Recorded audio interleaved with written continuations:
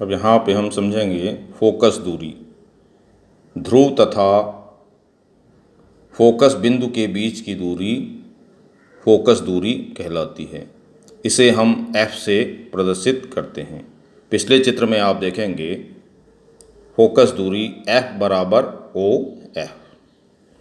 इसी प्रकार वक्रता त्रिज्या को समझेंगे तो वक्रता त्रिज्या ध्रुव से वक्रता केंद्र के बीच की दूरी वक्रता त्रिज्या कहलाती है। इसे R से प्रदर्शित किया जाता है। इसे भी आप पिछले चित्र में आप देखेंगे R = OC। वक्रता त्रिज्या तथा फोकस दूरी में संबंध। तो छोटे द्वारक के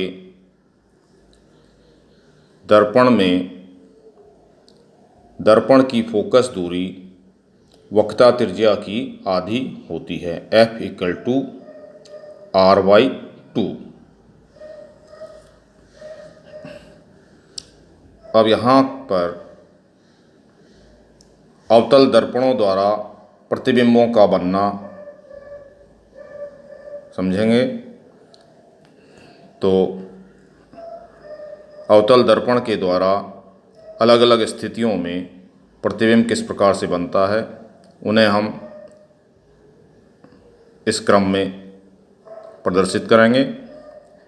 नंबर 1, अनंत पर स्थित वस्तु का प्रतिबिंब फोकस पर वास्तविक छोटा तथा उल्टा बनता है।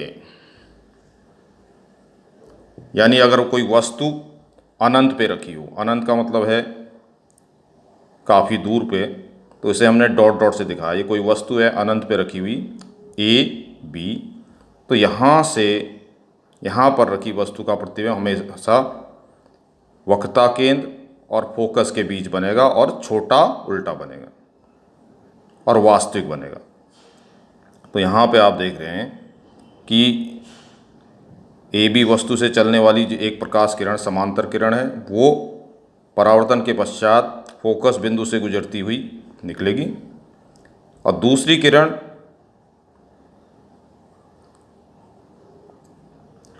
जो B से होकर के और C से होकर के गुजर रही है तो वो परावर्तन के पश्चात पुनः उसी मार्ग पर वापस लौटेगी।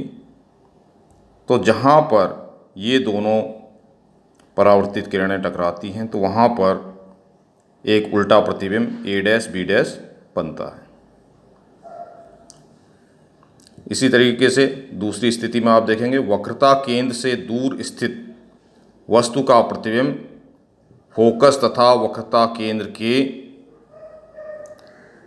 बीच उल्टा तथा छोटा बनता है। अब उल्टा प्रतिबिंब कैसे होगा? वास्तविक। तो इसे भी आप चित्र नंबर 2 से समझेंगे।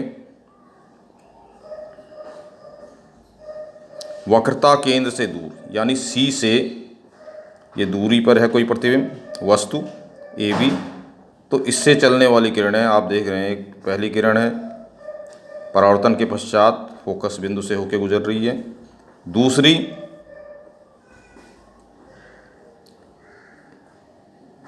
इस तरीके से गुजर रही है और फिर वापस हो रही है। तो जहाँ पे ये दोनों परावर्तित किरणें आपस में काट रही हैं वहाँ पे एक छोटा प्रतिबिंब, छोटा उल्टा और वास्तविक प्रतिबिंब A', B' प्राप्त हो रहा है। अब आप तीसरी कंडीशन पे आएंगे। यदि वस्तु वक्रता केंद्र पर स्थित हो, वक्रता केंद्र पर स्थित वस्तु का प्रतिबिंब वक्रता केंद्र पर वास्तविक तथा उसी आकार का बनता है। अब इसे आप तीसरे नंबर के चित्र में देखेंगे तो यहाँ पर जो वस्तु है वक्रता केंद्र पर रखी गई है यानी AB, तो इसका प्रतिबिंब उसी आकार का और उसी बिंदु पर उल्टा बन रहा है। और यहाँ पे एक चीज़ हम बार बार कहेंगे कि वास्तविक प्रतिबिंब हमेशा उल्टा बनेगा। तो अब जैसे यहाँ पे है वस्तु AB है, इससे चलने वाली एक किरण हमने दिखाई, ये परावर्तन के पश्चात फोकस बिंदु से होके गुजरी। और दूसरी किरण को हमने यहाँ पे दिखाया है, ये इस तरीके से आई और फिर उतने ही कोण पर, जितने कोण पे आई थी, परावर्तित हो गई। और जहाँ पे ये दोनों किरणें मिल रही हैं वहाँ से हमने एक बनाया, तो ये ए बी का प्रतिबिंब हो गया, ए बी डैश। चौथे में आप देखेंगे, फोकस पर स्थित वस्तु का प्रतिबिंब अनंत पर वास्तविक, उल्टा तथा बहुत बड़ा बनता है। अब चौथे पे आप देखेंगे, वस्तु यहाँ पे चौथे चित्र पे देखेंगे, वस्तु हमने फोकस बिंदु पर रखी है, ए बी, इससे चलने वाली एक किरण समांतर वाली परावर्तन के पश्चात फोकस बिंदु से होके गुजरती हुई निकल रही है। दूसरी किरण जो पी पर टकरा रही है, ध्रुव पर, और टकराने के पश्चात उसी कोण पर आगे की ओर बढ़ रही है। जहाँ पे ये दो किरणें मिल रही हैं, दो प्रकाशीय किरणें, वहाँ पे एक वास्तविक उल्टा तथा बड़ा प्रतिबिंब ए डैश बी डैश प्राप्त हो रहा है। पांचवी स्थिति में हम देखेंगे, फोकस तथा ध्रुव के बीच रखी वस्तु का प्रतिबिंब दर्पण के पीछे आभासी, सीधा तथा बड़े आकार का बनता है।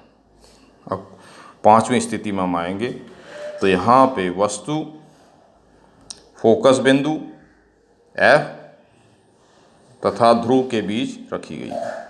तो यहाँ पे आप देख रहे हैं कि ये ए बी है, तो इससे चलने वाली एक किरण इस तरीके से आई और फिर परावर्तित होकर के फोकस बिंदु से निकल गई। दूसरी किरण जो सीधे ध्रुव पे टकराई और फिर उसी एंगल पे इधर को निकल गई। अब इस वाली किरण को हम पीछे की ओर को बढ़ाते हैं, डैश डैश करते हुए पीछे को बढ़ाते दिखाया है, और इस वाली किरण को भी पीछे की ओर बढ़ाते हैं, तो ये दोनों किरणें दर्पण के पीछे यहाँ पर मिल रही हैं। तो एक सीधा, बड़ा